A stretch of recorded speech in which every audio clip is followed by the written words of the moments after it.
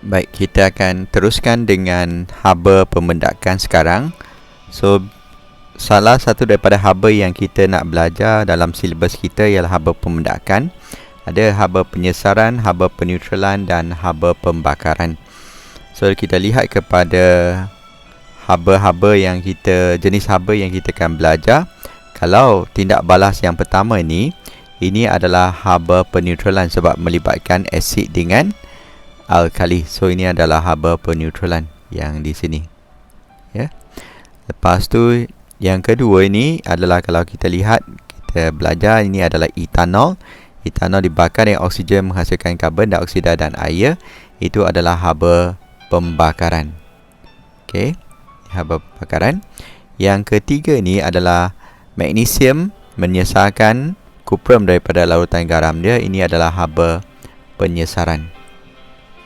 Dan akhir sekali yang kita nak belajar hari ini adalah haba pembendakan. Ini adalah mendakan yang terbentuk. So tindak balas tu adalah tindak balas pembendakan. Haba yang dihasilkan kita panggil sebagai haba pembendakan. So yang paling penting sekali dalam mengira haba pembendakan, haba penyesaran dan sebarang haba yang lain, mula-mula kita perlu kira perubahan haba yang didapati dalam eksperimen. So kita akan guna formula M. Haba yang dibebaskan dalam eksperimen sama dengan MC theta. M adalah jisim. Kalau dalam isi padu air, kita anggap 1 cm3 sama dengan 1 gram. Dan C adalah 4.2 dan theta adalah perubahan suhu. So contoh yang diberikan, katakan ada 200 cm3 air yang suhu dia meningkat daripada 28 hingga 40, maka haba yang dihasilkan di sini untuk eksperimen ni adalah MC theta. M kita adalah 200, so kita letak 200. C kita 4.2 dan theta kita 40 tolak dengan 28, kita akan dapat 12 darjah Celsius. So kita akan dapat 10,080 ataupun kita tukar ke kilojoule bahagi dengan 1000 dapat 10.08 kilojoule. Untuk menentukan haba tindak balas, biasa kita ada 4 langkah utama. Langkah pertama adalah kita kira MC theta yang kita buat tadi.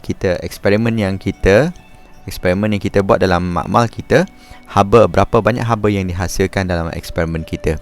Langkah kedua adalah kita tulis persamaan kimia ataupun persamaan ion bagi tindak balas yang sedang berlaku, yang kita sedang belajar tu atau yang sedang kita buat eksperimen tu. Dan langkah ketiga adalah kita kira bilangan mol bahan tindak balas menggunakan sama ada kalau dia jisim, kita jisim bahagi dengan JMR atau jisim molar, atau kalau bahan tindak balas tu merupakan larutan, kita guna MV. V tu dalam desimeter padu. Kalau dalam sentimeter padu kita guna formula MV per 1000. So langkah keempat, biasanya kita ambil langkah 3 iaitu bilangan mol kita. Kita kaitkan dengan langkah 1 iaitu haba yang kita kira, haba yang dibebaskan dalam eksperimen. Dan kita tukar bilangan mol ni, okey, daripada langkah 3 ini kita tukar kepada 1 mol secara matematik. Dan kita akan katakan Q, kita akan bahagi dengan Q. P yang kita dapat haba tu kita bahagi dengan Q. So kita akan dapat per mol. Per mol tu bermakna haba yang dibebaskan dalam untuk 1 mol bahan. Kita tukar juga kepada kilojoule supaya angka dia lebih kecil, dan kita letak angka yang kita kira. Kalau dia adalah endotermik kita letak positif, dan kalau exotermik kita letak negatif. So apa yang dimaksudkan dengan haba pembendakan? So haba pembendakan tu kalau kita boleh hafal, yang pertama adalah haba pembendakan ialah kita tulis yang itu perubahan haba. Perubahan haba adalah keyword yang pertama. Perubahan haba yang berlaku apabila ini keyword dia 1 mol mendakan terbentuk. Okey, mendakan terbentuk daripada tindak balas larutan ionnya. Larutan ionnya. So itu adalah haba pembendakan, perubahan haba. Okey. Perubahan haba yang berlaku apabila satu mol mendakan terbentuk. Okey, kita nak mendakan terbentuk daripada tindak balas larutan ionnya. Okey, contoh yang kita nak guna adalah kita nak hasilkan mendakan argentum klorida. So kita boleh ambil daripada dua bahan tindak balas, iaitu satu adalah natrium klorida campur dengan satu lagi adalah argentum nitrat. So tindak balas tu argentum dengan klorida akan bergabung membentuk mendakan argentum klorida campur dengan natrium nitrat. So mula-mula step pertama, of course kita perlu ukur ukur isi padu larutan argentum nitrat, dan juga sekejap lagi kita akan ukur isi padu natrium klorida, kedua-dua bahan tindak balas. Dan kita mesti tahu kepekatan argentum nitrat yang kita ukur tu. So kita tuang dalam cawan polistirena, pastikan cawan polistirena supaya haba yang dihasilkan nanti tidak terlepas ataupun terbebas ke persekitaran. So kita masukkan termometer untuk rekodkan suhu awal larutan natrium klorida ataupun argentum nitrat dulu. So dengan menggunakan silinder penyukat yang lain, kita sukat pula 25 cm3 natrium klorida, kepekatan yang kita tahu 0.5, dan juga tekan suhu awal dia. Kalau suhu awal dia berbeza, contohnya diberikan di sini 28.5 dengan 29.5, kita campur dua-dua tu dan kita bahagi dengan 2, bagi dengan 2, kita akan dapat nilai dia 29. Bermakna suhu awal untuk kedua larutan tu adalah 29.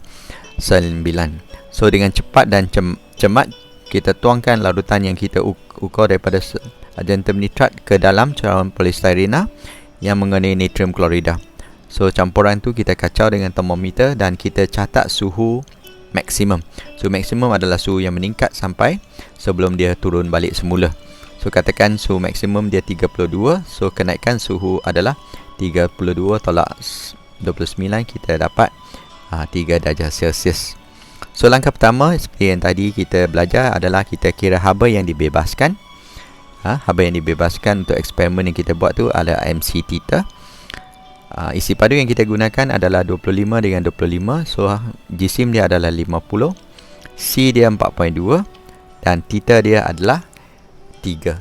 So kalau kita kira keluar MC theta ni 50 darab dengan 4.2 darab dengan 3, kita akan dapat 630 Joule. Okey, persamaan kimia kita boleh tulis bahan dengan hasil tindak balas. Kalau persamaan ion, kita tak perlu tulis kita kata benda-benda yang tak terlibat dalam pembentukan mendakan, tulis mendakan, lepas tu cerai dia kepada ion positif dan ion negatif. So maksud dia adalah 1 mol ion argentum bertindak balas dengan 1 mol ion klorida untuk membentuk 1 mol argentum klorida.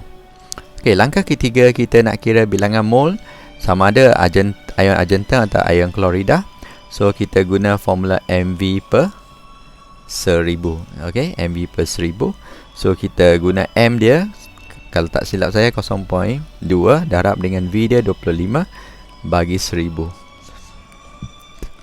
Okey, kalau kita lihat semula 0.5. Kepekatan kedua-dua adalah 0.5. Kita letak 0.5 darab 25 bagi 1000 dan kita akan dapat 0.0125. Dua-dua adalah sama. Kita guna pengiraan yang sama. So bilangan mol argentum klorida yang terhasil juga 0.0125 sebab 1 mol ion argentum bertindak balas dengan 1 mol klorida menghasilkan 1 mol argentum klorida, bermakna nisbah dia adalah semua sama. So langkah keempat, kita letak apa yang kita kira 0.0125 mol argentum klorida terbentuk. Haba yang terbebas adalah tadi kalau kita kira keluar adalah 630 Joule. 630 Joule. Dan kalau kita tukar kepada mol, kita ambil 630 ni nak tukar kepada 1 mol bahagi dengan 0.0125. Kalau kita kira ini, kita akan dapat 50,400 Joule, 50,400 Joule tukar kepada kilojoule 50.4 kilojoule. So haba pembedakan kita boleh kira ataupun kita tulis negatif 50.4. Negatif menunjukkan dia adalah exothermic kilojoule per mol. So gambar aja arus tenaga, kita tulis paksi, labelkan tenaga. Lepas tu kita tahu dia exothermic, kita guna tangga menurun. Okey, menurun menunjukkan tenaga dibebaskan. Kita tulis bahan tindak balas, persamaan ion, hasil tindak balas argentum klorida. Delta H adalah haba pembedakan negatif 50.4 kilojoule per mol negatif 1. Okey. So sekarang kita teruskan bahagian C.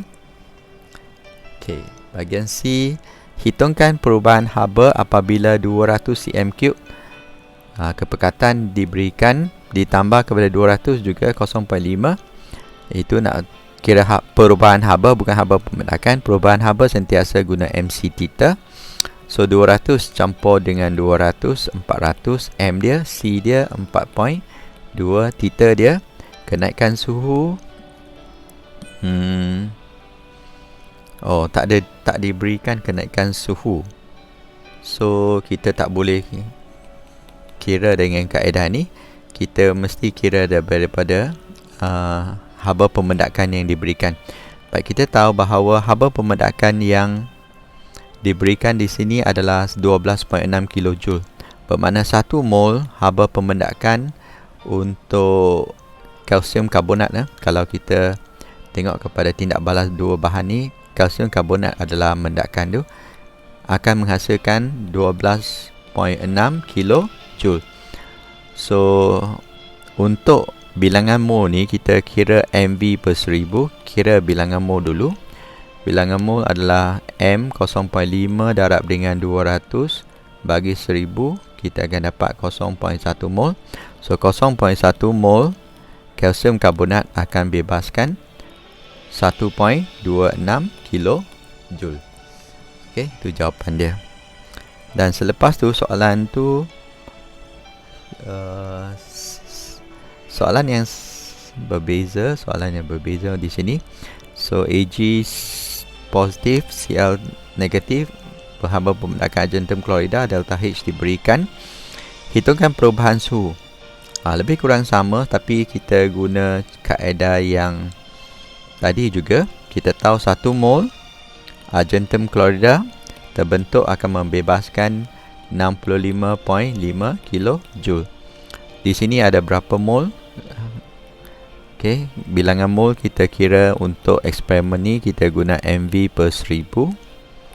M dia 0.5 darab dengan 100 bahagi dengan 1000, kita akan dapat 0.05. So 0.05 mol AgCl akan bebaskan X. So kita kena kira X dengan kalkulator kita. 65.5 kilojoule, kilo tu tukar kepada 1000 darab dengan 0.05 bahagi dengan 1. Okey, so dengan kalkulator kalau boleh kita kira dengan kalkulator 65.5 darab dengan 1000 makna darab dengan 50. So kita akan dapat haba yang dibebaskan, kalau tak silap saya, adalah 3,275 joule. Okey, 3,275 tu 75 joule. So untuk kira haba yang perubahan suhu, kita tukar kepada H. Haba yang dibebaskan sama MC theta. 3275 sama M. M oleh sebab dia 100 dengan 100 bermakna 200 kali C 4.2 dan kali theta. So kita kira theta dengan cara matematik. Ambil 3275 bahagi dengan 200. Okey, lepas tu bahagi dengan 4.2. Kita akan dapat 3.89 darjah Celsius. Itu adalah kenaikan suhu kita. So kadang-kadang soalan tidak menyuruh kita mengira haba pemendakan, tetapi menyuruh kita mencari kenaikan suhu, tapi diberi kepada kita haba pemendakan. So haba pemendakan tu merujuk kepada 1 mol, dan kita kira bilangan mol yang untuk eksperimen kita cari berapakah haba yang dibebaskan. Haba yang dibebaskan dalam eksperimen kita samakan dengan MC theta. So kita boleh cari theta dengan gantikan M dengan C kat sini. Baik, kita berhenti di sini untuk haba pemendakan.